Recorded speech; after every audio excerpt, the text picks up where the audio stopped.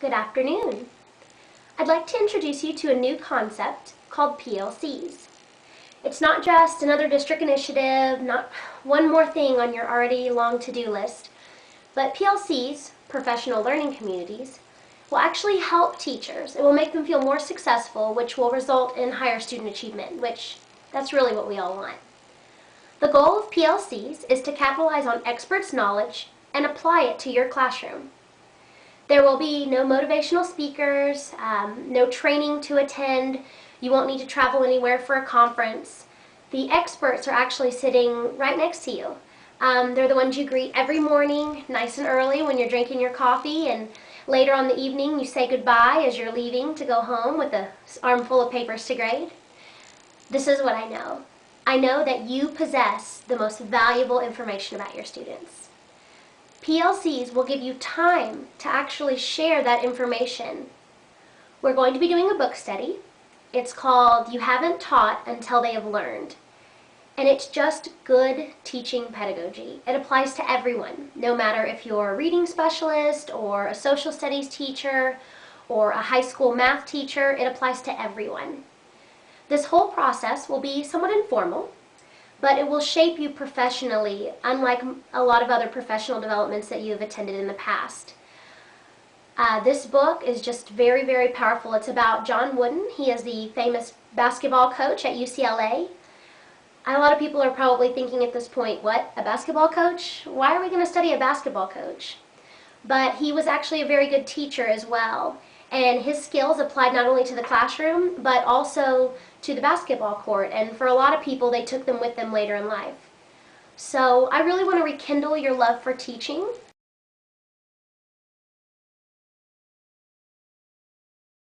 Look, I can be a sark. Now, my whole house is great.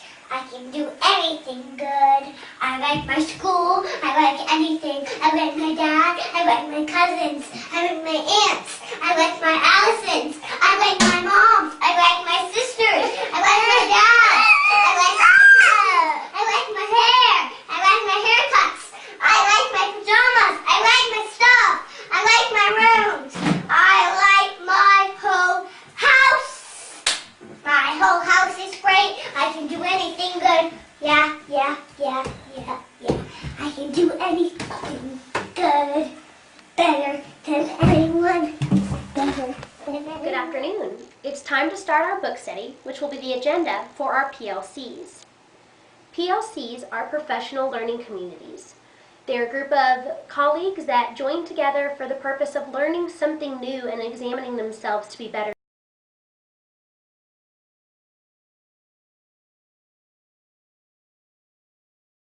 This is the book you'll be studying. You Haven't Taught Until They Have Learned. You will choose the schedule for your study. You have to complete 8 meetings prior to the end of the year. I encourage you to leave time in between meetings because you'll have assignments to implement. The way it'll work is I've created a PowerPoint for you. Each chapter will discuss the big ideas as well as 3 questions for you to discuss among your PLC. You'll have an assignment to do. It'll be rather short. And you can either write it down pencil and paper or you can do a digital notebook. It's up to you. But the biggest part of this process is your learning and how you choose to implement it as a PLC and how you choose to implement it personally. The degree will really depend on you. The preface. Every child has a preface. It's the story you won't find in their cume folders. But you will find it by talking to their parents, interacting with them at outside of school events, or even talking to their previous year's teachers. But remember, every child has a preface. Everything you need to know won't be on a piece of paper. The big ideas of the preface was that Coach Wooden saw himself first as a teacher and then as a coach. Even when he went on to set records with UCLA basketball, he never forgot that he was a teacher first. The next big idea is his teaching strategies are universal. As I mentioned earlier, they can be used by anyone. It doesn't matter what position you're in or what type of students you teach. His pedagogy will help you be more effective. The questions I'd like you to discuss. First one, what are all the roles you feel teachers have to fill every day? You know that When you step into that classroom, you're not just a teacher. You might have young children at home. You're still a mother. You have to look out for signs of child abuse within your children. You have to be an organizer extraordinaire with all the paperwork that you have to deal with. What are all those roles that you fill every day? What is one rule we expect from our students to follow, but we don't always follow ourselves? You know, we always say the golden rule, but are we really following that golden rule when we interact with our colleagues and our students? Third one, if you could sum up for you your teaching pedagogy in one sentence or quote, what would it be? Sometimes for me, my words aren't always the best. Sometimes it's someone else's words that are the best for me. But I want you to identify that one sentence that really defines who you are as a teacher and what you believe. Okay, time for your first assignment. Early in the preface, it has a poem by Glennis L. Harmon called "They Ask Me Why I Teach." Here's a few lines from that poem. They ask me why I teach, and I reply, where could I find more splendid company? I don't know about you, but I love teaching. The interactions with the kids every day, they're funny, they're happy, sometimes they're a little sad, but I never go away from a day saying, oh, that was boring. I have the best company when I'm in my classroom. I want you to think about why you initially got into teaching and why you're still in teaching. I want you to be honest with yourself. This is going to be difficult.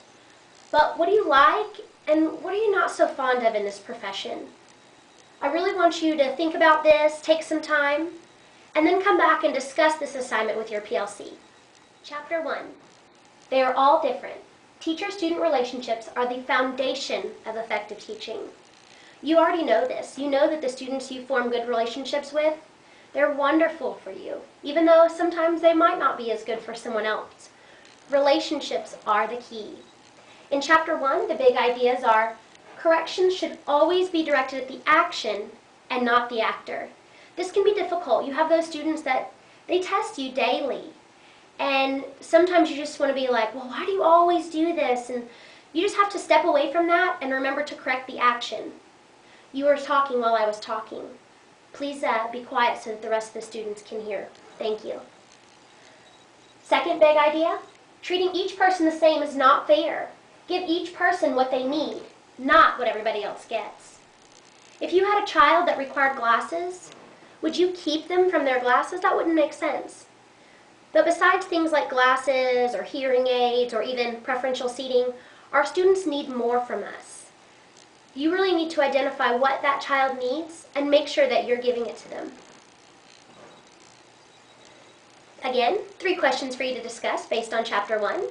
First question, how do you treat your students fairly, equally? At what time is each appropriate? I know everyone's heard that quote, what is fair is not always equal, what is equal is not always fair. Really take that into consideration as you're discussing this. Second question includes an example. A student is not paying attention. What would be the appropriate way to correct the action and not the actor? I gave you a little example of this earlier, but really focusing on what the child did, not the fact that they're continuously doing it every day. Sometimes they might not know exactly what they're doing and how it affects other people. Question 3. How do you foster relationships with students in your classroom? This can be such a touchy subject this time because people think about inappropriate relationships and things like that, but we know we have to have a relationship with our child, but it must be appropriate. Chapter 1 assignment. Think about something about yourself that you just wish others were more aware of when they're interacting with you. For example, with myself, I wish that people would realize that I'm new and that even though I've been teaching for quite some time, I'm unaware of a lot of the policies and procedures of the district. A lot of times I think people just assume because there's other areas that I know about and they assume, oh, she already knows that. But I really wish they would just remind me. On page 14 it says, enforcing high expectations and correcting errors are not necessarily going to endear students to the teacher. What are some ways to correct student behavior in a positive and respectful way? I know this can be difficult. Document some ways that have been really successful for you as well as some that haven't. After you've taken some notes, if you'll please discuss this assignment with your PLC. Chapter 2. The motivation to learn comes from focusing on and reaching your own potential. Unfortunately, we live in a world where we are always being compared to other people, whether it's in sports or academically or within your own family. But it's really important that students know that they need to do their own personal best, no matter what that looks like. The big ideas of Chapter 2. Instruction works best if it focuses learners on setting and achieving moderately difficult goals and fosters pride in personal achievement. Big idea number 2. Success is the peace of mind which is a direct result of the self-satisfaction in knowing that you have made the effort to become the best of which you are capable. A lot of times goal setting takes quite a bit of time out of your classroom schedule, and I realize that. But students need to set personal goals, and it shouldn't always be to get an A or to get 100. It needs to be on what they're capable of and what they're best at doing. Here's some questions for you to discuss. What motivates you? What really drives you to be your best and to achieve success? Question number 2. How could you aid your students in setting individual goals for themselves without spending large amounts of classroom instructional time? Again, I know this is difficult, but it's something that has to be done to keep our students motivated. Question 3. Most children are extrinsically motivated. How could you change your students into scholars who are intrinsically motivated? What steps would you take? What has been successful for you? And what parts are really difficult for you still? Assignment for Chapter 2. There's a poem on page 22 called Success by one of the co-authors of the book. One of the ending lines reads, "When you know that you gave it all, then you'll find that self-satisfaction gives sweet peace of mind. And that peace of mind that only you possess is your declaration that you're a success." What are some of your personal and professional successes? Share a story with your students and document their reactions. I know it's hard to take time out of your already busy schedule, but when you share a little bit of yourself with your students, they see you as a person and not just this figure at the beginning of the room, and they begin to connect with you. Don't forget, please discuss this assignment with your PLC. Chapter 3. It's what you learn after you know it all that counts the most. Big ideas from this chapter? It is a teacher's job to better themselves to be able to better their students. You must choose to do professional development every year. You must choose 1 or 2 things that you want to get better at so that you can make your students better in the long run. Other big idea? Learning the trade cannot be replaced by tricks of the trade. Start with small improvements and you will have large successes. We know every journey starts with a single step. Questions to discuss for Chapter 3? What's an area in which you feel you are an expert? It could be professional, it could be personal, it could be related to something else. It's up to you. Question 2, what are some types of professional development that you wish the district would offer?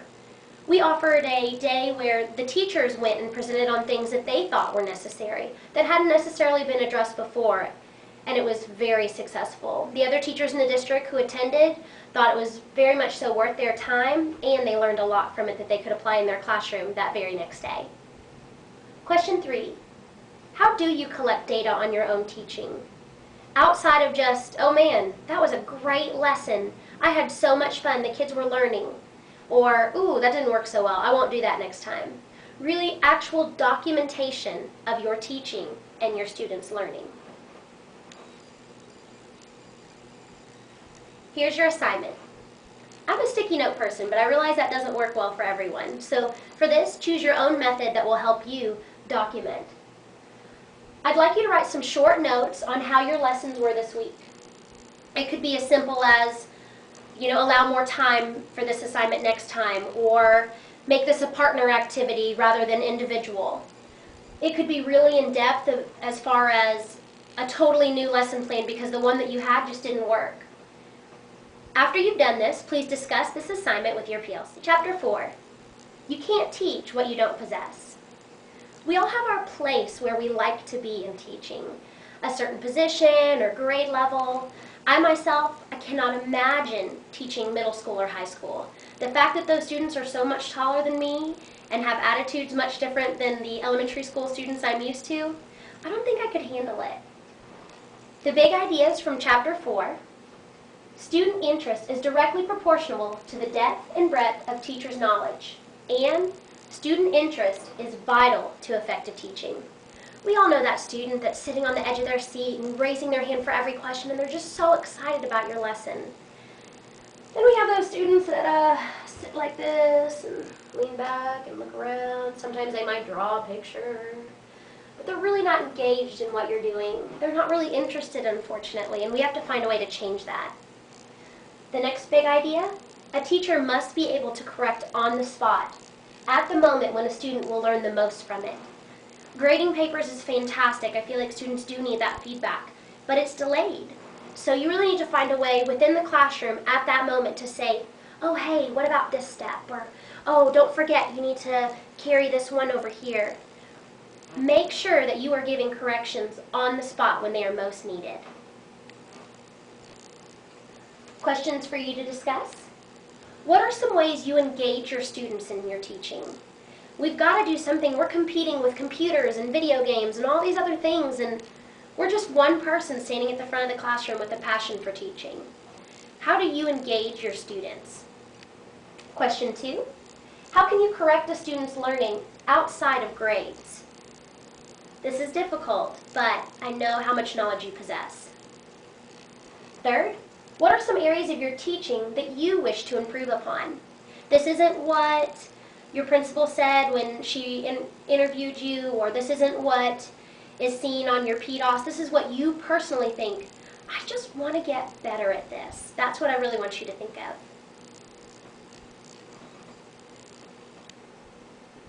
Here's your assignment. Just as we spoke about, please list 3 things that you'd like to improve upon on your teaching. Think of someone on your campus or someone that you know that is really an expert in one of these areas. Perhaps it's classroom management or organization of papers, anything that you want to get better on. Seek this person out and ask for their advice on how to improve the areas that you're weak in. Document how you've applied their teaching this past week, and then don't forget to discuss this assignment with your PLC. Chapter 5. Failure to prepare is preparing to fail.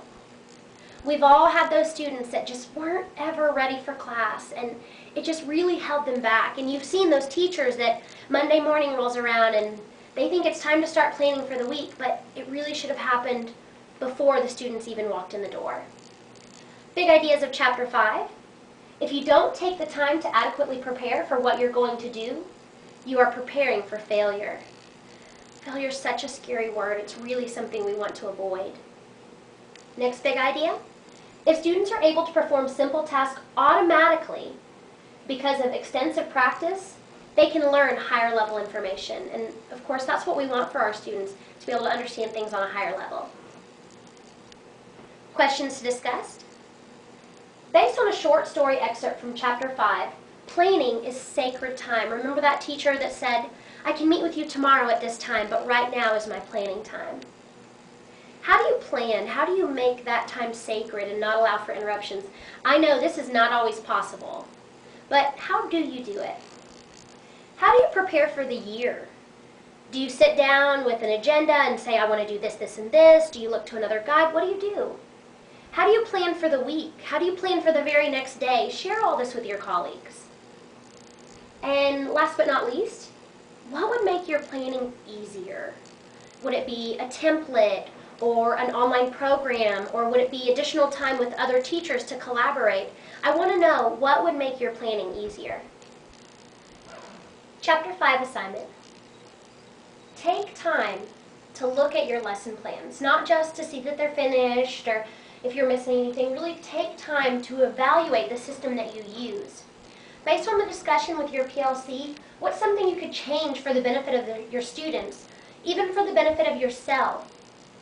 I want you to document your changes and then discuss your results with your PLC at the next meeting. Chapter 6. The Laws of Teaching and Learning. John Wooden's Pedagogy. Big ideas from Chapter 6. John Wooden's Laws of Learning. There's 5 of them: explanation, demonstration, imitation, correction, and repetition. We know these steps already. Many people follow the 5D model or even John Wooden's model. But we know that this is important for successful teaching and, more importantly, for student learning. Next big idea: when a student or player can perform a simple skill automatically, they can free their mind to be more creative in problem solving, which will lead to higher level thinking, which is what we all want.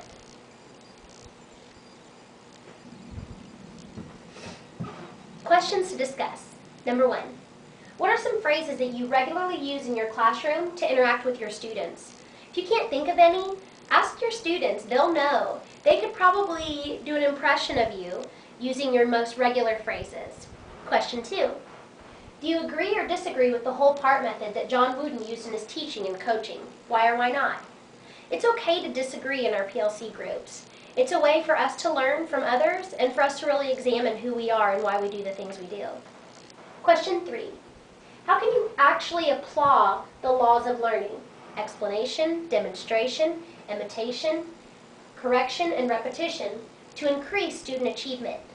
What was it looking like in your classroom when you do these things? Your assignment. Take a lesson you plan to teach this week and identify the parts of the laws of learning that you're already using, and if necessary, maybe add in some missing pieces. Document how this affected your lesson and give either an informal or formal evaluation to your students to see their progress. Don't forget, discuss the results with your PLC. Chapter 7, You Haven't Taught Until They Have Learned. This chapter reflects the title of the book, so you know it's important words to John Wooden. Big ideas? If students haven't learned, then you really haven't taught.